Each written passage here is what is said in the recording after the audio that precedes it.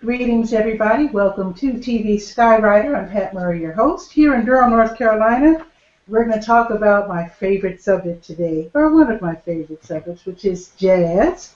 We have here in Durham Robert Trowers. He's a jazz trombonist. He just returned from one of those European jazz festivals. You can tell us which one.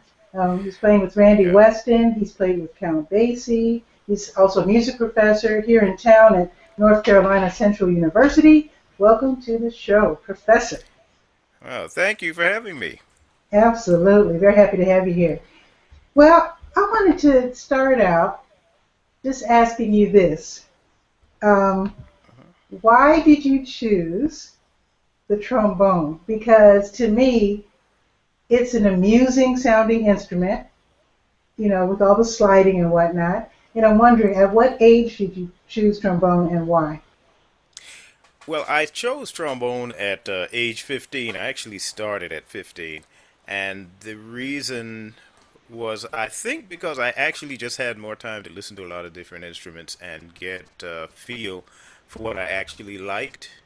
Um, I started listening to a lot of big band records when I was in middle school and through high school. The Basie, Ellington, uh, Lunsford, not so much Lunsford, but Artie Shaw, Benny Goodman. Most of the big band 30 and 40s, and I found that I really was attracted to the sound of the trombone. I like the register. I like the sound of the instrument, and I guess the way the people who I listened to played, whether it was Lawrence Brown or Tyree Glenn, or say Butter Jackson, or Tommy Dorsey, or Jack Teagarden. Any of those people, they were great players. So I found myself drawn to the instrument. Hmm. I like just the sound and the concept of it. So, and when I interesting story, when I was in middle school in Brooklyn, that I did 1 year in Brooklyn, and the family moved to Queens the following year. Hmm. I wanted to play trumpet at the time, and when I got to the school I was at in Brooklyn, they had no brass instruments at all left, so I didn't play trumpet or trombone. I ended up What'd playing you end up viola. playing? Hey, Yeah, that's what I yeah. played in So I played orchestra. that.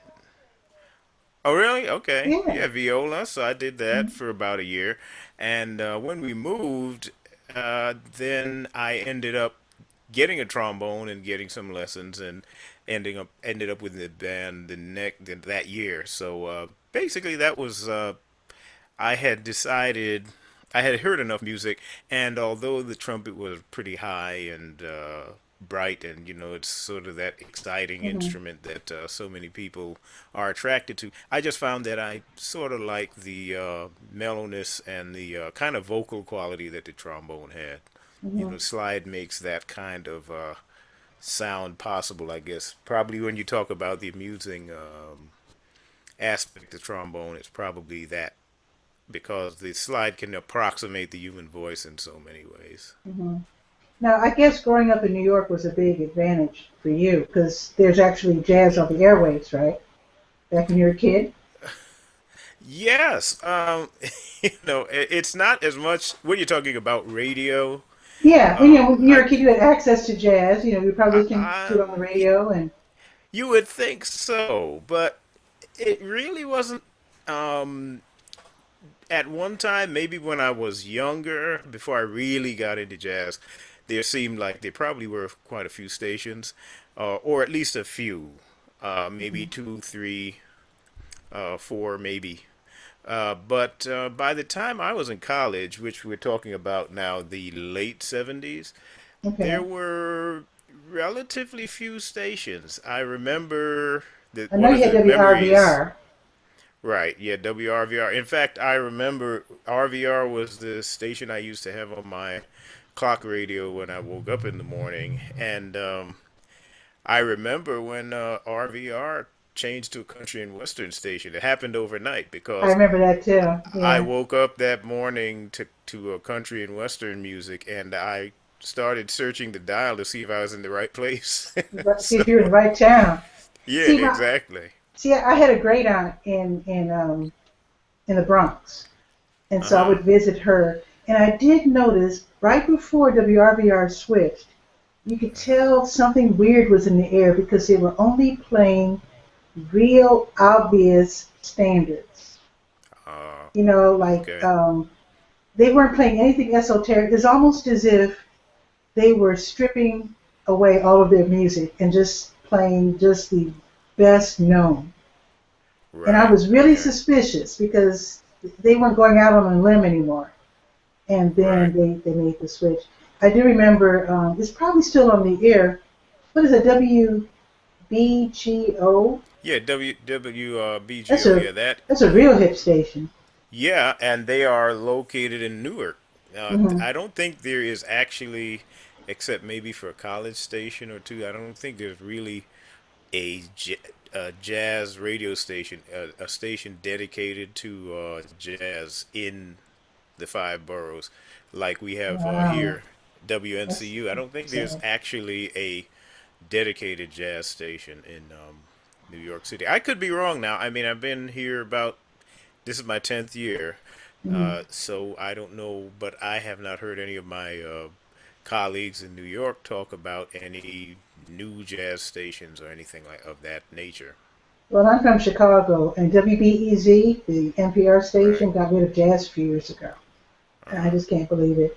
There was a black-owned jazz station, WBEE, that I really loved. Hmm. But Mr. Charles Sherrill, the owner, I mean, he was in his Uh huh. 80s. I mean, he had to sell it eventually because he just Right. got too up in age to run it. Then it became, I think, a gospel station. And I don't know.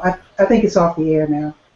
Okay. So my sister says the only station that really plays jazz in Chicago is WDCB in Glen Ellen.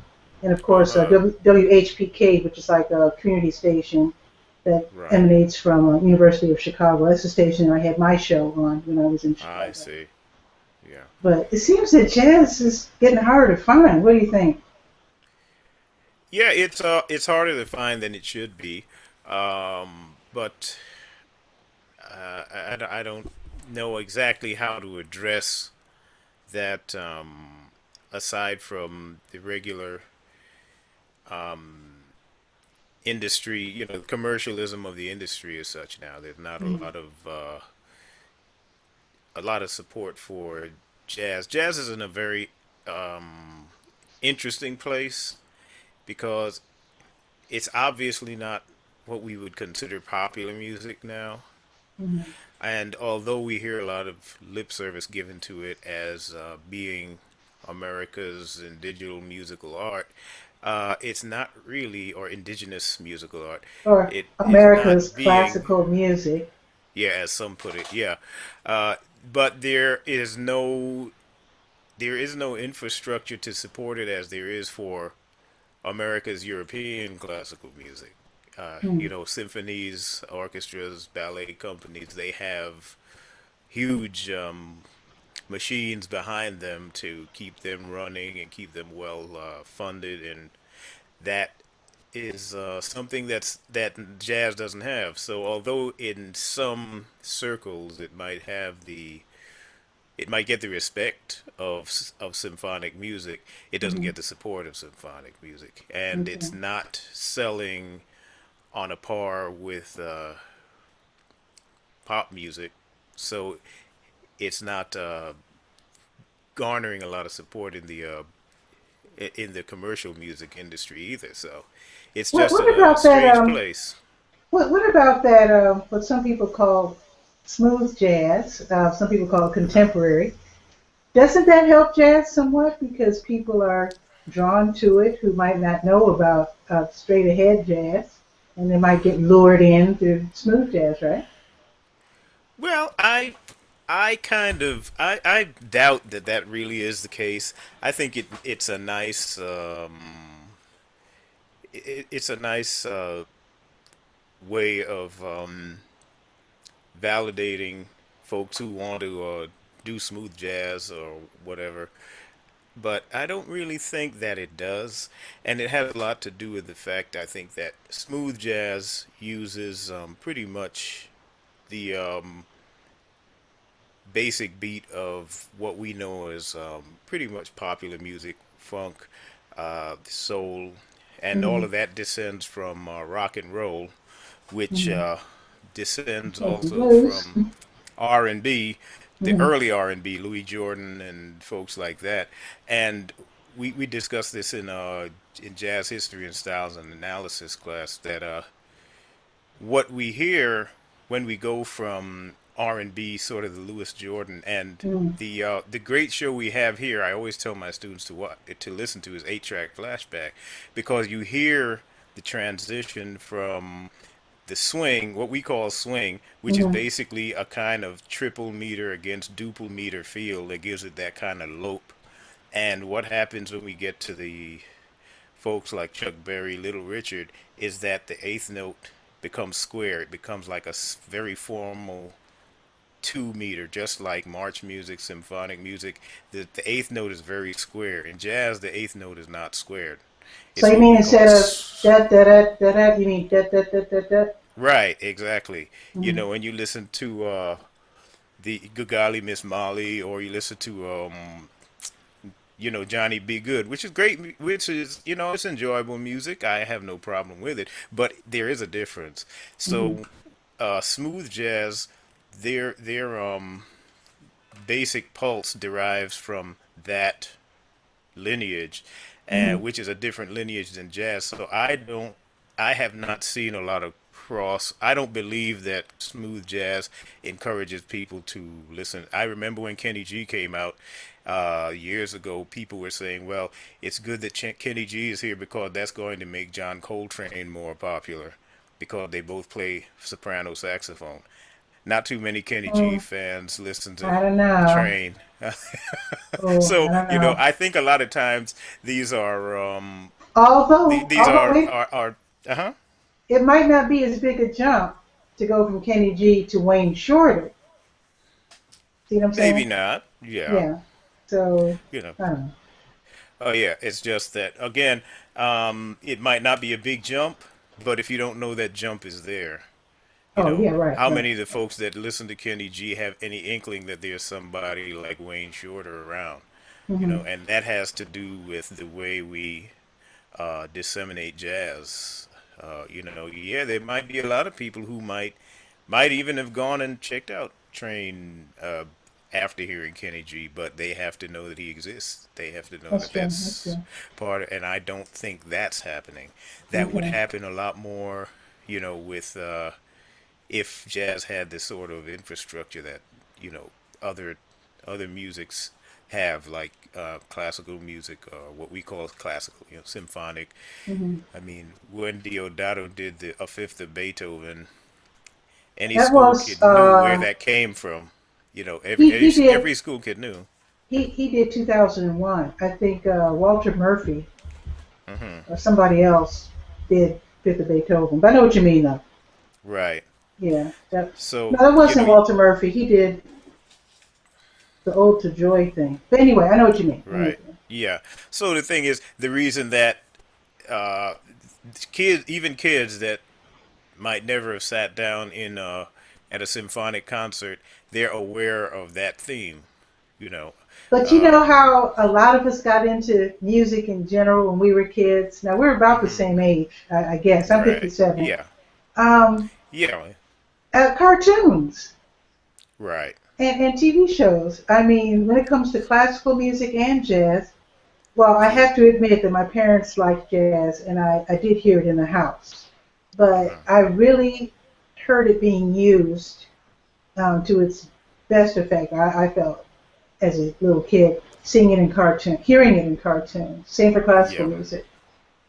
So, Yeah, that's true. I mean, that was the music of choice at the time, pretty much. mhm. Jazz was still, I think, popular enough at that time where it was being used, and symphonic type music had been used for decades, and as movie soundtracks. So that Yeah, was not you would hear jazz on spy shows and police shows, right, right, that sort of thing. hmm Get Christy Love. I actually found right. Yeah. an old DVD of Get Christy Love, but she'd say, Oh, "You're really? under Okay. arrest, sugar." But they used Yeah, real right. jazz. They used real jazz in soundtrack. Right. I mean, it was a great time to be an ensemble jazz musician if you were on the West Coast or wherever they were making most of those productions. Because yeah, I mean when you think about the a lot of the '70s TV shows, yeah, there was a lot of if it wasn't straight up jazz compositions by jazz, noted jazz composers, it was so jazz influenced. It was pretty Hmm. much like listening to it. When you think about the theme song from Mannix, for example, Oh or yeah, one of those things. love It that was show. like, or the Odd Couple theme song.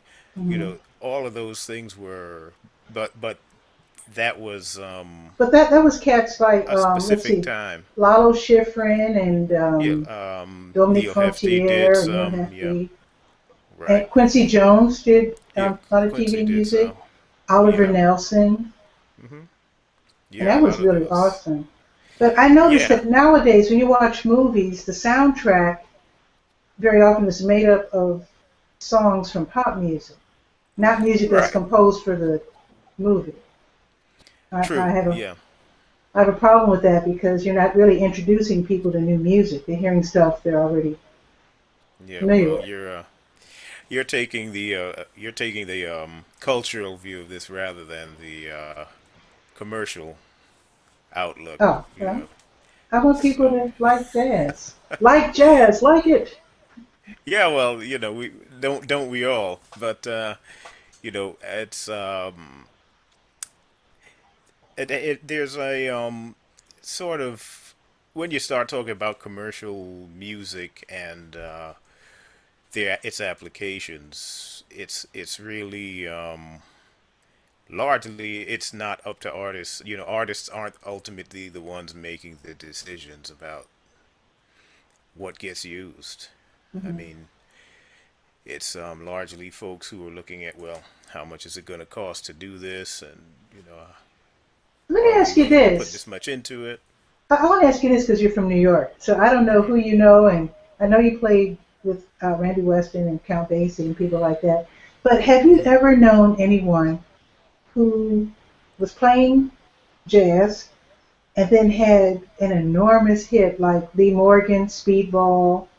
I mean Sidewinder. Sorry, Sidewinder Right, was a right, gigantic hit. Sidewinder. Hmm. Quincy Jones, Killer Joe. Have you known Well, that would anyone who played on albums where they thought they were just playing straight ahead jazz, but it became like this huge hit? I don't personally I have not don't personally know anyone like that. Oh, but by the way, Killer Joe was Benny Golson's tune. Yeah, I know. But I mean, but yeah, Quincy Jones' version but was the Quincy, version. Yeah, yeah, yeah, definitely. but Yeah, you're right. You're right. yeah, but no, I can't say that I've known anybody who's actually sort of gone about doing what they do and ended up with a big hit. I bet that's confusing. I just picture that being confusing. Um, I wouldn't know. I've never had a big hit, so I wouldn't know. It would seem to me that it wouldn't be terribly confusing if you know if you have a solid vision of what it is your career is about and the way you want it to go. It Hmm. would seem that a hit might just make it easier to do that, but sometimes it seems as though it doesn't. Well, I've But noticed. I noticed that sometimes a guy will have a hit, and the record label wants him to put out something just like it with the right, next well, album. exactly. That's what I mean. If you've got a hit and you've envisioned yourself a certain way, and you allow yourself to be swayed by that, then yeah, it can be confusing. But of course, very few people are. If something proves lucrative, it's very few people are going to maybe hold to a certain position in the face of possibly losing a relationship, business relationship that's been around Hmm. for years and Hmm. years. So yeah, there are some dynamics to consider. Let's talk Although I about the would think, fun. Let's talk about the hmm fun side of jazz because I know it must be fantastic to have all that sound around you with you being a trombone player, obviously that means you're playing with combos at the very smallest and big Right, bands at the most. So what right. does that feel like? I always felt that it must feel just real exciting to have all that sound coming at you. Yeah, it is. Where to me, where you really get that exhilaration is in a big band. When you've got five saxes in front of you, you're part of four trombone section, and you've got four trumpets behind you, and the rhythm section. It's really, I guess the word they'd use now is it's an immersive experience.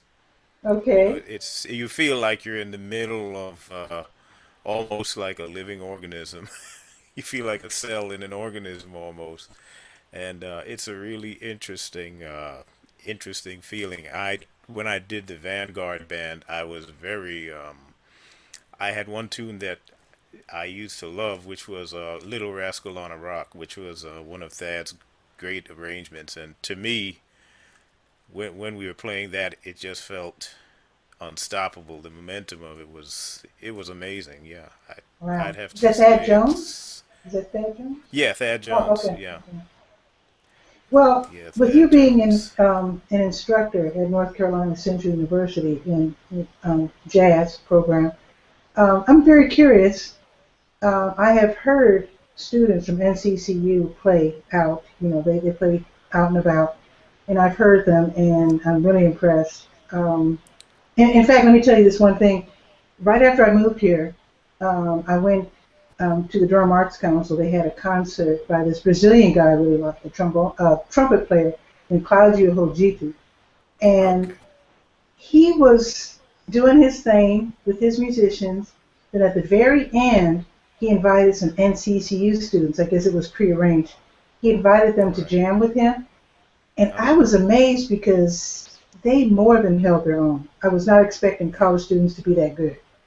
They did Yeah. great. So tell me about the program at NCCU. Well, the program. I mean, I can only. I always have to first commend Dr. Wiggins on the job he's done with the students there. He's very devoted to playing jazz that swings And that's and Dr. Ira staying with the Wiggins. tradition. Dr. Ira Wiggins, yes, indeed, and he's very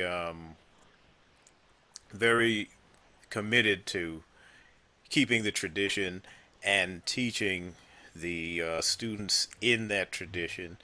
Not to say that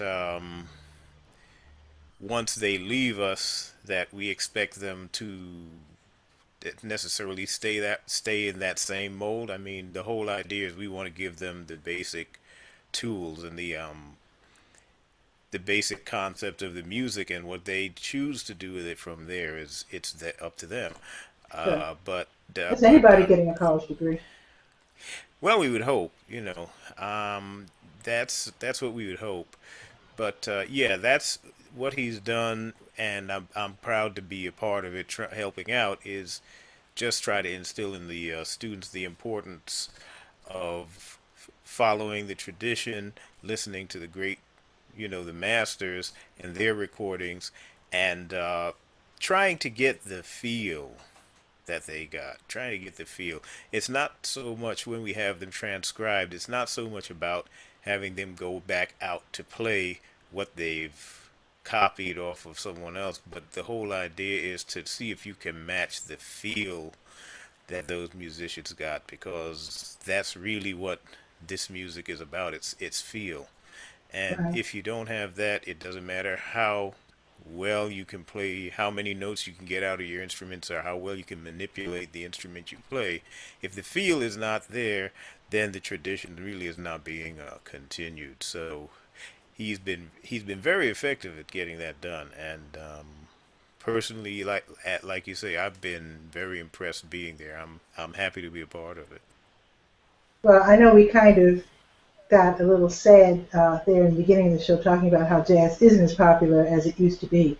So I would like to ask you, however, the students who arrive at North Carolina Central University are, for the most part, are they already into jazz? I mean, are most of them from North Carolina and familiar with jazz, or are they just curious? I mean, to me, to study jazz takes an awful lot of uh, dedication and tenacity. Right. Well, it's a mix. It's a mix. We have some that come who were inspired by jazz and followed it and perhaps had some mentors that could sort of show them what to do. We've had some folks that have come through that have been really well equipped, and we've been able to do, you know, they've been able to do great things with the time they spent at Central. Um, on the other hand, we have some that are curious. We've had one of the comments that we get fairly often when we ask students about their choice of major as be jazz studies. They'll say, "Well, I always wanted to learn how to play jazz, but none of my band directors really knew much about it, so I figured I'd come here and learn jazz." And that can present a problem because it's sort of like it's sort of like in 4 years they've got to get to the point where they can do a university level senior recital Hmm. Hmm. starting from zero, which is not that's a pretty tough feat. It'd be like having folks do, multiplication and long division through high school. Then they get to college and you throw calculus at them and say, okay, you got 4 years. It's kind of Master rough. this. Yeah, exactly. And that's been the problem. Then we have some that come in with misconceptions. They'll come in because maybe they were interested in jazz and they were in situations where they were led to believe they were playing jazz where they were, and when they get to us, it's like they're completely lost. I mean, for example, I had a trombone student once, and I asked him. I just thought he had never played jazz. I said, "Well, I guess you didn't have a jazz band in your school." He said, "Oh yeah, we had a jazz band. I played in the jazz band." I said, Hmm. "What do you play?"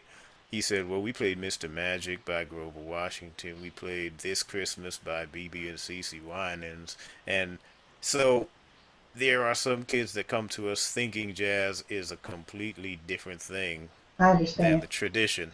I So we understand. get a mix of all of that, Hmm. and that's fascinating to watch because you have, especially with those two I just described. Usually, the ones that come in versed in jazz, they develop and go through the program pretty well.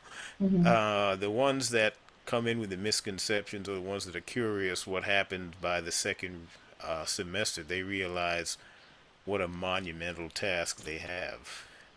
And usually by that third semester, they make the decision as to whether they're going to continue as a jazz major or if they're going to just change to music ed or liberal arts and just get out, in a way that's not going to be so labor intensive, Hmm. I for understand. lack of a Hmm. better word. Hmm. Yeah.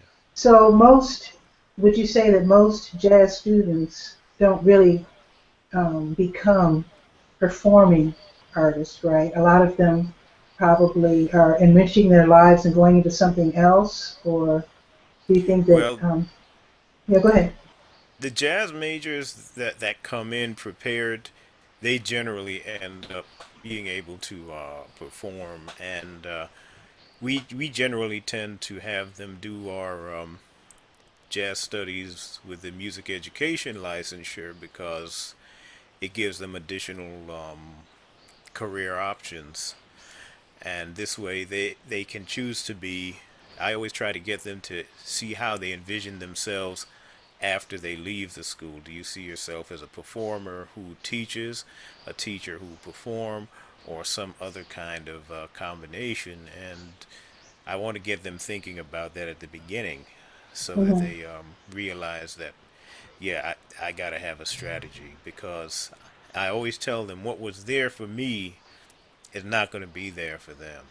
Mhm. When I was their age in when I was in my 20s, um, Lionel Hampton's band was out there, the Basie band, the Ellington band. Uh, there was the Thad Jones, Mel Lewis was probably the most mixed band, but there Mhm. were a few black bands that young musicians could sort of get into, whereas now there are very few big bands, period. Mhm. Because I still believe that big bands are probably part of the bedrock of the tradition Mhm. because you learn your ensemble playing, you learn how to phrase, you also learn how to improvise, and being that you've got such a large group, you learn how to take short, concise solos. You don't have five and six choruses. You got to be able to listen to the context of the arrangement and try to play something that is relevant to that context, and it can't take too long because you only have so much time. So it Short and tasty. becomes exactly, so it becomes a challenge, or at least something they have to think about. And once you get through that, you're kind of ready for whatever else you're going to come up against. Mhm. Combo is a little different. The smaller groups, you're doing a lot more thinking on your feet. Things are going by, and maybe it's not so much reading, but you've got to think about what's the communication system as to who's going to take the next solo, when are we going to go to a break, those sorts of things. So they've got to How figure out. how do they Uh, figure that out? well, different groups do it different ways, but basically it boils down to all the musicians being knowing each other well enough and coming up with a system. Usually it's just a nod or even just a gesture. Some guys you play with, when they're about to finish a solo because just their body English tells you, okay, this is it. And you just know. But those kind of things are you develop them over time. Sometimes just the phrase that they play at the end of a chorus lets you know, okay, they're finished. And sometimes if there's a little confusion when one person stops, you know, somebody will step in and then they have it, Mhm. or you might get a nod, you got it. There's all these little cues that small groups develop so that people can that it'll run smoothly, even though there's not a lot of written instruction. I don't think I've ever And seen a band where they stepped on each other's toes and got confused as to who's going to solo. I usually notice that they're nodding and making gestures or whatnot. exactly, that's really how it works. It's very uh, it's loose, but it's also very definite. Everybody understands the signals and the little gestures, and that's how it goes. We try to do that in combo as well. Get them to the point where they're not overthinking things. The hardest thing is the hardest thing with combo is right now is getting folks to sometimes come up with a harmony line behind someone that's singing. Because Mhm. who's going to play what note? And that's another thing where you dealing with personalities. If people play together enough, they sort of start to understand each other and who's going to play what. So, Mhm. Mhm. Now I saw a band last night. I was DJing at a benefit last night, hmm and there was a band. Let me make sure I get the name right. Yo Mama's Big Fat Booty Band. That's the name of the band. okay. They had one trombone player. It was like, let's see, keyboard, bass, guitar. That they all sang, drummer, and then, Uh, strangely enough, a gentleman named Derek Johnson on trombone.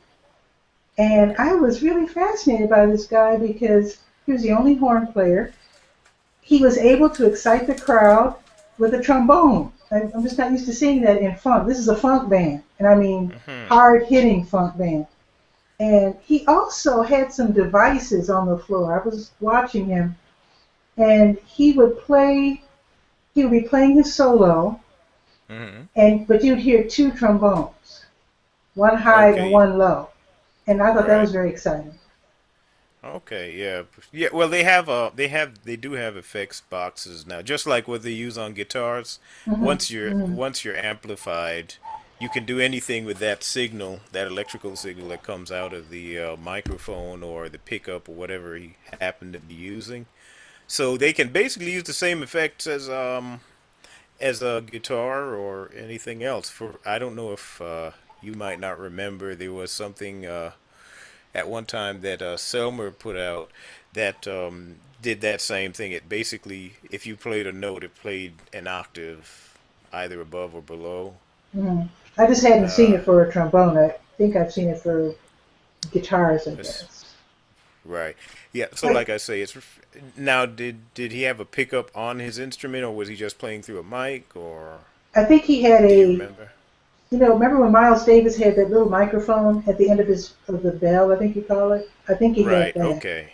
I Yeah. think. So that's probably yeah. Once you're using any electronic enhancement, you can use that. You can use that. You can take that signal and do whatever you want with it. You can split it. You can distort it electronically, and so that's most likely what he was. What was happening Hmm. I that wonder that. if. Oh, go ahead. Go ahead. No, no, that was a that was it. Okay. I just want to mention some names of trombonists that I happen to know of. Then I'm going to ask you a question about them. I'm just going to name a few. J. Johnson, Kai Vending, Sam Burtis, Herbie Green, Willie Colon, Augie Souza, Wycliffe Gordon, Slide Hampton, Wayne Henderson, Kid Ory, Frank Rosalino, Bill Waters, Julian Priester. Very often, when any of those cats start soloing, somehow you know who it is. And I'm wondering how, with an instrument that's unlike guitar, where you can identify sometimes, you can hear a Gibson, or a Strat. To me, Right. trombones all look pretty much the same because I don't know any different. How do you Hmm. develop your own sound? I mean, how is it that when I hear Sam Burtis, I know that Sam Burtis? Well, although the instrument is structurally the same, you've got a lot of different mouthpiece combinations, mouthpiece horn combinations, and even just the physical, the manner in which each musician gets a sound out of the instrument Hmm. is different.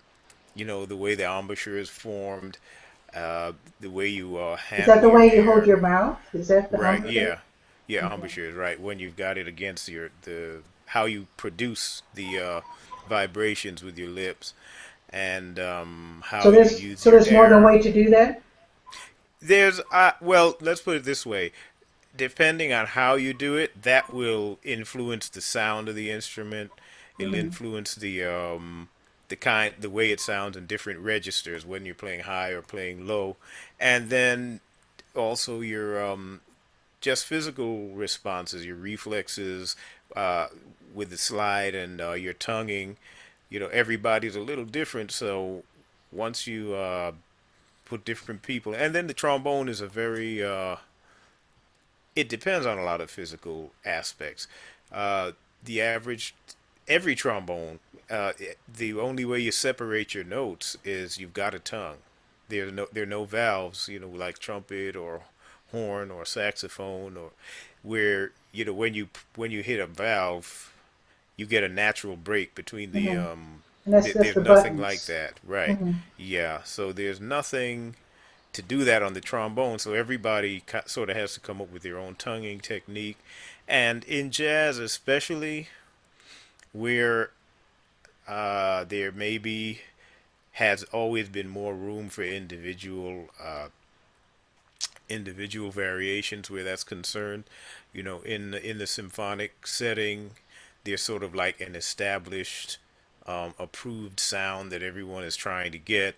There's a Hmm. certain way, you do your tonguing and your double and your triple tonguing for different passages, and that's sort of established, and everybody who's trying to keep that tradition, they sort of adhere to those principles. Whereas in jazz, there are principles, they're more stylistic though, Hmm. and you guys have guys that play in the swing style, but even the swing players they don't all sound the same. Same thing with the guys later on with bebop and hard bop.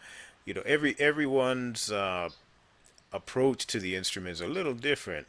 So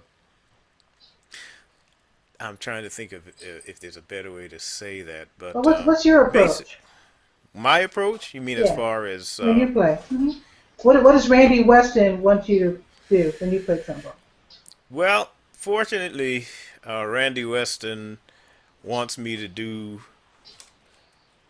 He wants me to just express my personality. He's not a leader who's going to tell you, "Oh, play like this or play like that." I mean, even when I first got with the group and I go up to him after a set and say, "Yeah, Randy, is everything okay? Is there anything you want me to do?" He'd be like, "No, man, that was great. That was fine, man. You just keep on doing that. That was great.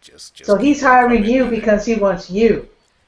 Exactly. He is in a lot of ways it's sort of an Ellingtonian kind of approach where he accepts the whoever's in the band. He kind of works around their sound, Okay. and he realizes that changing a musician is going to change the texture of the ensemble, and whether the change in texture is something that he can appreciate or not, I guess will determine what he does from that point forward. Hmm. So So where did you play just recently in Europe? What jazz festival was that? oh, it's the Middelheim Jazz Festival in Antwerp, Belgium. Belgium. Uh-huh. Yeah. I bet it was fun, huh? How many people did you play in front of? Wow. Oh, a few thousand. They've got a big. They're in a park, a city park, and they put a big tent up in a field there, and everything's done in the tent. So it's very I mean it's a huge tent with open sides, and they've got vendors all around. It's a very interesting and it's a nice festival. Mhm. Do you think that the Europeans' love for jazz is, how can I put this, more accepting as opposed to the American? See, I always hear that they like jazz more in Europe, and that because of the race problem here in the USA, jazz will never get its due and respect. Is that true? Well, I mean, I would say that let's put it this way, I think there's a lot of evidence that could support that allegation.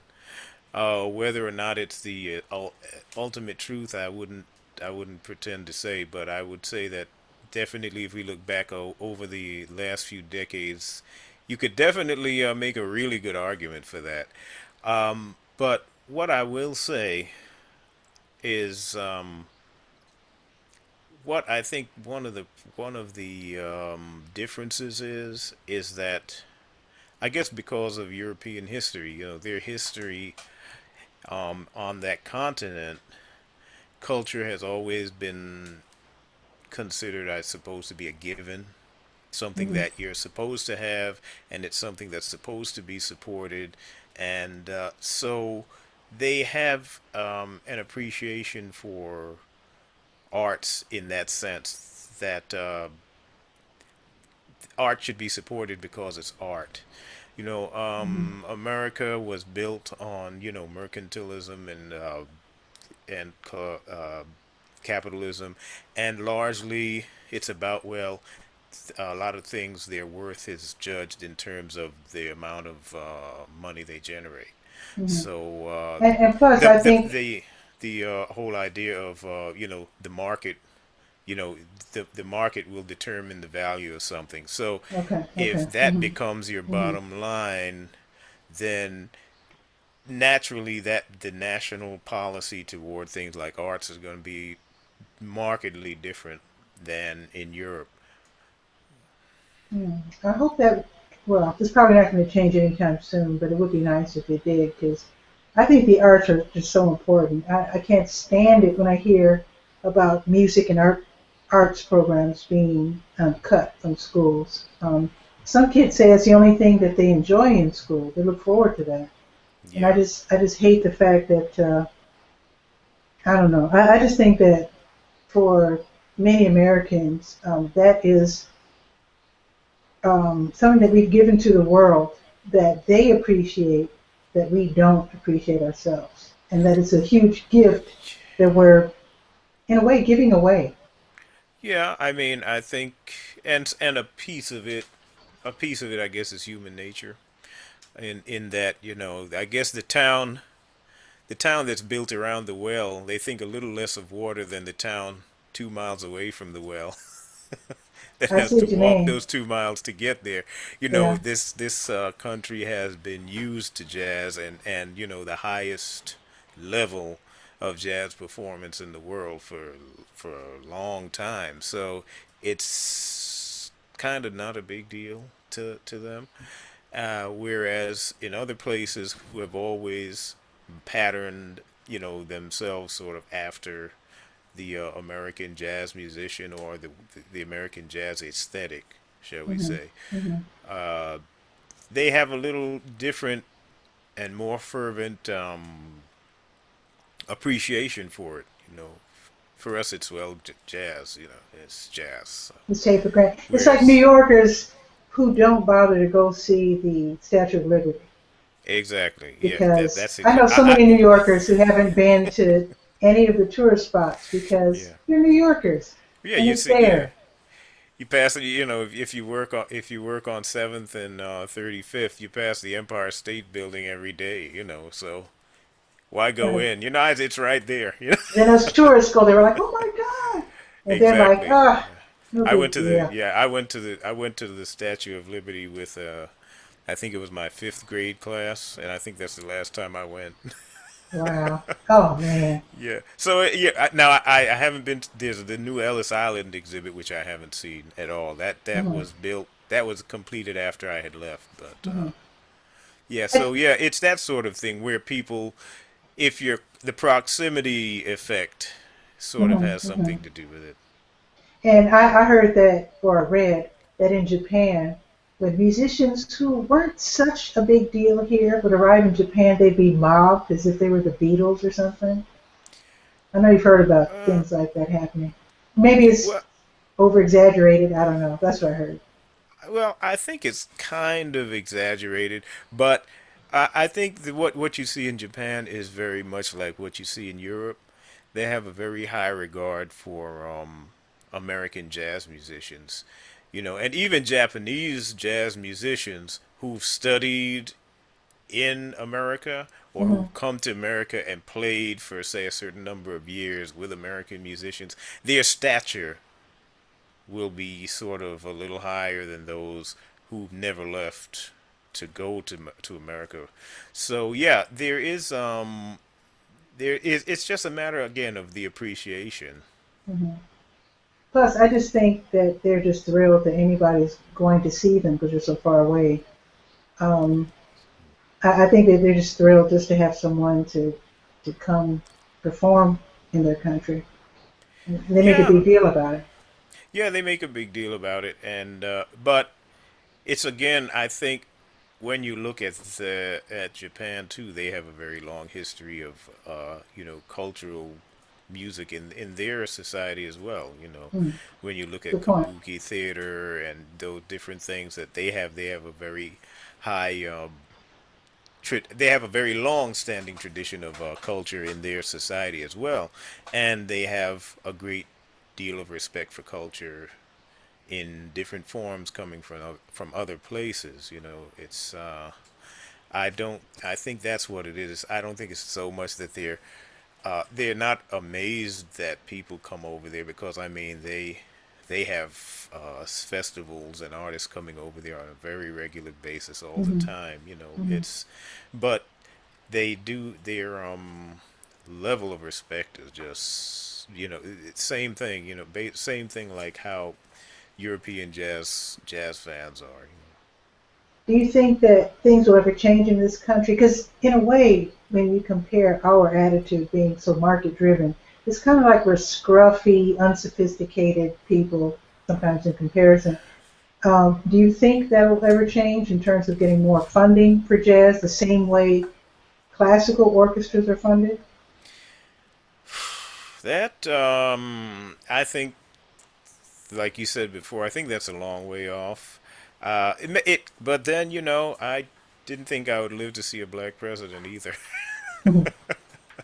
So who knows? It might be closer than I'm thinking, Mhm. but I don't see it changing anytime in the foreseeable future, um, because of that the market-driven uh, credo, sort of. So I think it young might. people are going to figure out how to solve these problems eventually because they keep signing up. They keep signing up for these jazz programs. Well, NCC, like even here, just in Durham, I think Durham School of the Arts Middle School, uh-huh, they have a jazz band. right. Um, there's another middle school that has a jazz band. I'm not sure. Rogers Herd, I think they have a Rogers jazz her, band. yeah. Mm-hmm. Um, of course, North Carolina Central University, Duke University, Right, then our neighboring school, University of North Carolina at Chapel Hill, they have a jazz program. right.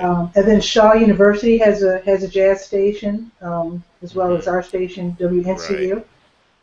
So people, I think they love jazz, but I think it's hard for us to convince the powers that be that it's as popular as it really is. I think That's there's a certain amount of truth to that. That there's a lot of there's a lot wide swath of the public, um, and but the music business in general is just going through some really interesting times, I guess we could say. hmm hmm In that I read an article not long ago talking about the millennial music listener, and one of the thing that hit me first off was that they claim that the millennial listener does not, according to the survey they took, the millennial listener doesn't feel that they should have to purchase music. They should should be for free download or copying whatever whenever. I think So it's because they don't know any musicians. Because if you knew musicians and realized that that's their bread and butter, I think you'd realize it's kind of like that's their paycheck in essence. exactly, I yeah, just don't but think they're aware. that could be. But if that's becoming a an outlook of music consumers, that could spell difficulty. Disaster? I'm Yeah. going to say difficulty. Okay. Okay. Disaster for huge retailers and huge producers of finished music product like CDs and things of that, MP3s. But I think that's the probably the wave of the future is MP3 downloads where you're paying for them. It's just having the right technology for copy protection. So once that guy downloads the MP3, he can't copy it for his friend. hmm You know I don't think that's that's going to work. been Nah. yeah, yeah. So it's gonna be that's the big I think challenge for music, Mm-hmm. because if the product if folks felt they should be able to walk into a dealership and get a new car, Yeah. Give me that Corvette over there. and if it were yeah, and if it were possible to actually do that Why and should get I have to away pay with it, for a bus ride? Are you kidding me? exactly. So it would be we have some the music industry as a whole has some challenges, but jazz in particular. And the weird thing about jazz, in a way, is its very uniqueness might be the saving grace, because a lot of people who like jazz or who love jazz will make a point to buy things that support the musicians that they like. Mm-hmm. One Go and see them in two, concert. right? And Mm-hmm. that was the next thing I was going to say, that they will definitely go to see them in concert, because I think a lot more of the musicians' income will be derived from actual performances. And when they, if folks are willing to pay to see the performance, well, it makes I think it makes it a lot more artist driven, Hmm. Hmm. because jazz listeners like pretty much who they like. Plus, They haven't been influenced. They haven't been influenced to the point of the that the popular listener has been with how big is the production, mhm, how many millions did they put into pre-publicity, how much are they pumping it up on TV and in different places. You know, jazz listeners are already accustomed to looking for their artists mhm, and looking in certain places to hear what's new, or who's the new person that folks a lot of times who musicians are talking about. Whereas I think in a lot of the popular music area, it has a lot more to do with how spectacular it can be made, which basically figures into, you know, thousands, if not millions of dollars for sure, sure. production or whatever. So, Now, I've been to uh, pop concerts where the solos are the same as the solos on the album. Now, you right, know darn well that's not going to happen at a jazz concert. exactly. You know, you're going to hear something real when you go hear jazz. The solos Yeah, are not going to be memorized. right. And for you and for all the jazz listeners, that's what makes it worth going out to listen to. But there are people in the pop world that, you know, they want to hear exactly what's on the record when they go out to hear those artists. They don't want to hear a new saxophone solo I guess I don't where the old one understand that. ends. Yeah, That's yeah. Well, weird. jazz listeners generally don't. You know, so it's I mean I was I've even incensed. You know, I was like, that's the same solo. I could have stayed home and listened to the CD. right, I couldn't exactly. But believe I it. mean that's what a lot of the pop groups do. I had a friend, you probably know the name Howard Johnson, who Sure. has played in a number of studio type groups, and he told me about an incident where he played with a famous vocalist who shall remain nameless, who Okay. at one of the shows, and when the baritone solo came up, he just took a solo, and they stopped him and said, "Man, that's not the solo on the record." Oh And my this was God. yeah, this was and this is the artist. This is not even like the audience. The artist said that's not the solo on the record, and he was like, "Yeah, but isn't it a solo?" And they said, "Yeah, but you know, you need to play what's on the record, you know." So, Oh, I didn't know it had gotten that bad. oh yeah, it's been that bad a long time, if you call that bad. Oh, well, yeah, I'm judgmental, aren't I? Sorry.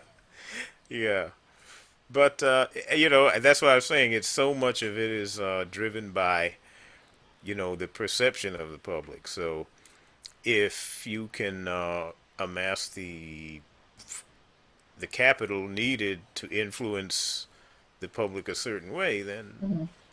it's it become an artist can become profitable. Okay. Now, one thing you were saying, okay, Hmm. you're talking about how maybe downloading music might not be the main way musicians make money, but they'll make money through concerts. It's been that way, actually, I read, for country music for years. Their money Right. was not made because, like, I know what is that station in Nashville? WSM, I think it is. It's like the Hmm. flagship station for like Grand Ole Opry and all that. And so Right. you can tune to the AM dial, and you'll hear the same country song from city to city to city, Right. and they're all being played relayed through the WSM network. So a Right. musician is not really making a whole bunch of money because it's like one station playing the song, but Right. well, it's being relayed. But Well, you know when I it's read being that country relayed. music Hmm. they're making money from their performances, their live performances. Right. Well,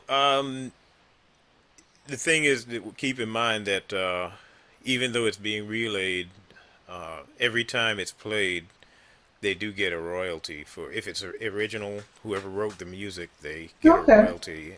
Okay. And there's mechanical royalties for sold copies. So there is something happening. Uh, I know when I had my couple of albums with Concord Records back in the '90s, I was looking for a see where it was falling in the jazz charts, and I Mhm. noticed I picked up Billboard, I picked up Radio and Record, and I noticed there was no jazz category. So Oh. I called Concord, and they said, "Well, what you got to do is at that time it was a paper called the Gavin Report, and the Gavin Report did all college radio, um, and And the public, NPR. yeah, Yeah. NPR, right, Hmm. college radio." So, um, and they told me, well, the reason for that is because college radio and NPR stations generally don't have set lists. So most of the commercial, stations, they know what they're going to play already, so they just send the lists in and they count, and that's how they figure out royalties and things for the for performing rights organizations like ASCAP and Hmm. BMI because they already know what's going to happen. Yeah, because Uh, they played like 10 to 15 songs all day in that right. station. Whereas with public radio and college radio, it could be anything, and that's a much harder counting situation. And the big publications don't want to be bothered with doing all of that. So, Mm. but it gives you an idea of how standardized the playlists of radio stations are. That's why, if you've ever been in a situation where you're around radios that are on the commercial stations, you hear the same songs all the time, as you say, the same That's 15. frustrating. Yeah. Yeah, so it's but it's the way business is done. Hmm. So, Hmm. So when it comes to NCCU, I'm just curious, what types of classes do the students take when it comes to studying jazz? well, they have, of course, their ensemble classes, jazz ensemble, which is a large ensemble, then combo, which is a small combo between, say, 5 and 7 or 8 students. There is also jazz history, there's jazz theory, jazz theory, jazz arranging, jazz composition. There is there are the piano sequence for jazz students is different, and that was developed since I've been there. Mr. Professor Palantonio teaches the jazz majors through the piano sequence, and the reason that was developed was because we were finding that after going through the 4 semesters of the more classically based piano sequences, that they had no idea of how to deal with, say, a jazz lead sheet, Mm. Okay. and Uh-huh. yeah, so we had to Real, sort of real work, tailor. real working conditions. Right. So Hmm. it wasn't. I guess the educational way of putting it would be it wasn't really aligned with the skill set that we were trying to get across. So Hmm. Is jazz theory different from classical theory? And you don't have to get too technical. I'm just curious. no, well, how can I put this? Actually, Baron Timus teaches that class. He'd be a better person to ask that question of. But what I would say is that um, it's more a matter of application and learning certain song forms and certain basic rules that in jazz that sort of differ from the way it's done in classical music. We're still dealing with the same 12 notes.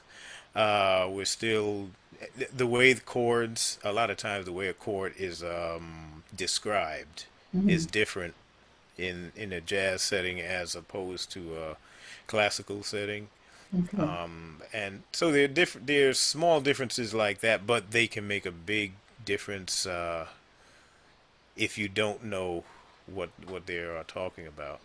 So is it a good idea to start off with classical music and then move on to jazz? Would you say that again?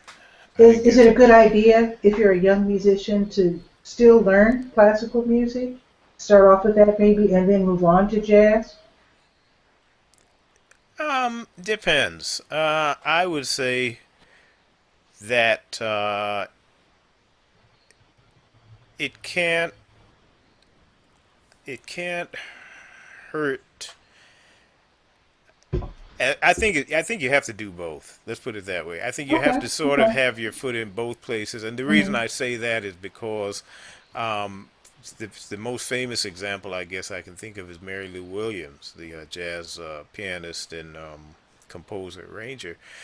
She had come up playing piano by ear and playing blues, and she said her mother was classically trained, but she didn't want her to take classical lessons because she didn't want her to be unable to play without paper, which is how her Okay. mom was. Her mom was classically trained, but she could never play anything without paper in front of her.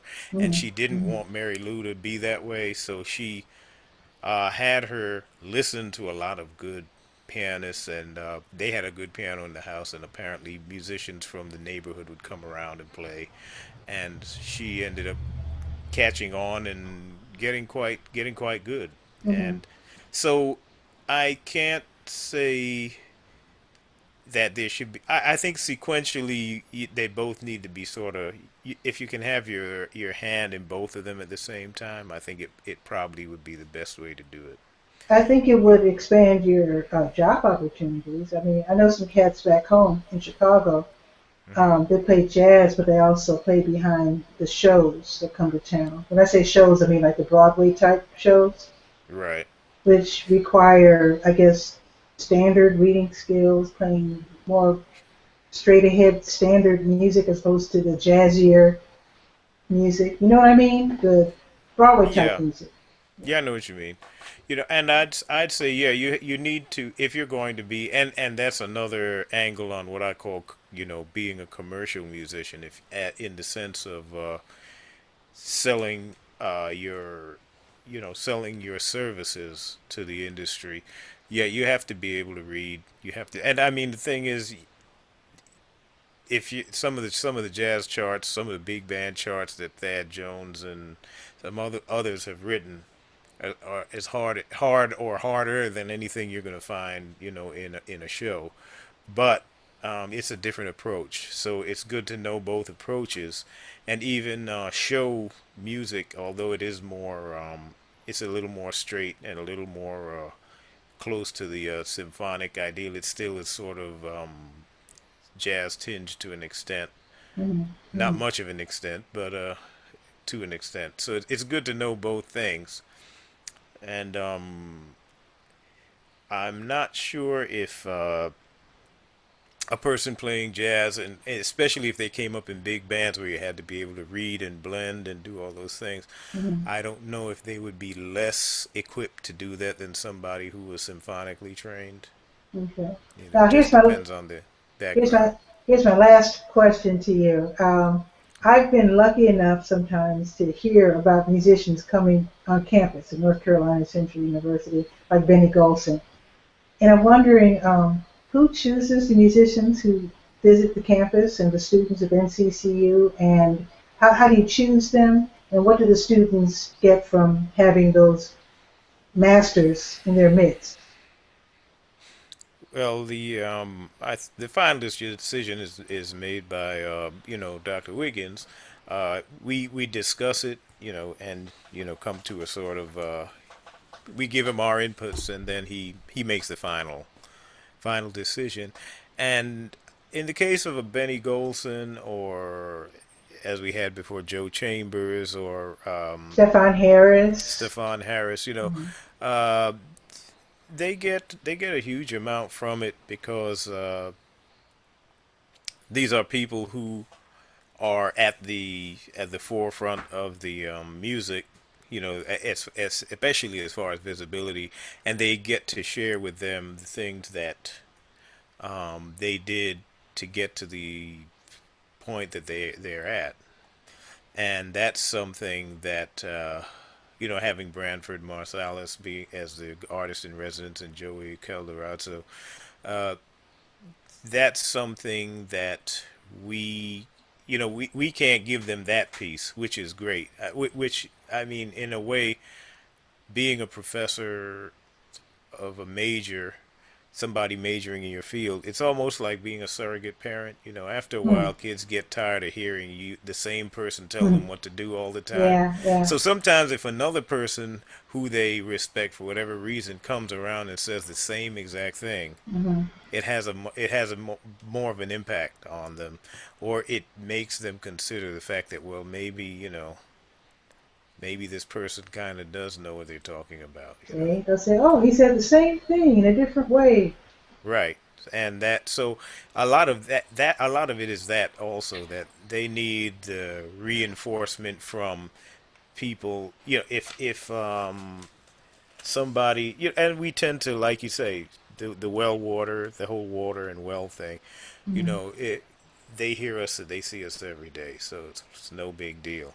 But here's this person who's like on WNCU all the time, and you saw them on some Channel 13, some public radio show or public TV concert, and now here they are right in front of you, and you can ask them whatever, and that is a completely different experience than we can give them. Hmm. That's very cool.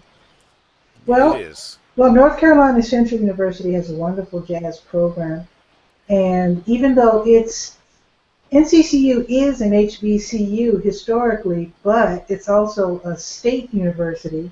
I've noticed when I peek in at the classes that the students are black students and white students. And I guess if people are interested in studying jazz, they shouldn't feel hampered um, by, I'm just trying to say they shouldn't limit their possibilities. If they want to check out NCCU, what should they do? How can they find out about your jazz program? Well, NCCU .edu/music, and that'll put you in the music website, and you can get a lot of information from there, or you can contact Dr. Wiggins at 919-530-7214. I'm at 530-7217. There's a lot of different ways to find out about what's going on, or pay us a visit. That would be Yeah, that. just That's drop the best in. way. Yeah, Exactly. We're there every day. wonderful. Thank you so much, Professor Yeah. Robert Well, thank you for Trowers. having me. Absolutely. Thanks. All Okay, right. folks. So this was TV Skywriter. Hope you enjoyed it. Now, if you would like to be a guest, if you're a musician, artist, author, creative person, all you have to do is to drop me a line at Durham Skywriter at gmail.com. And with that, see you next Sunday. Ciao. All right. Take care.